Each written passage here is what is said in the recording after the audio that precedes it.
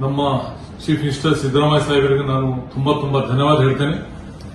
ಯಾಕಂದ್ರೆ ಇವತ್ತು 26-27 ಬಜೆಟ್ನಲ್ಲಿ ನಮ್ಮ ಬೀದರ್ ಕಾರ್ಪೊರೇಷನ್ಗೆ 200 crores ಕೊಟ್ಟಿದ್ದಾರೆ.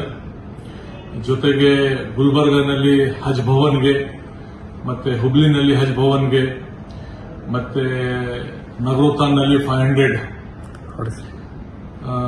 ಹಳೆ ಕೆಲಸಗೆ ಏನೇನು ಮಾಡಿದ್ದಾರೆ ಅದಕ್ಕೆ ಒಂದು 500 ಕೋಟಿ ಕೊಟ್ಟಿದ್ದಾರೆ.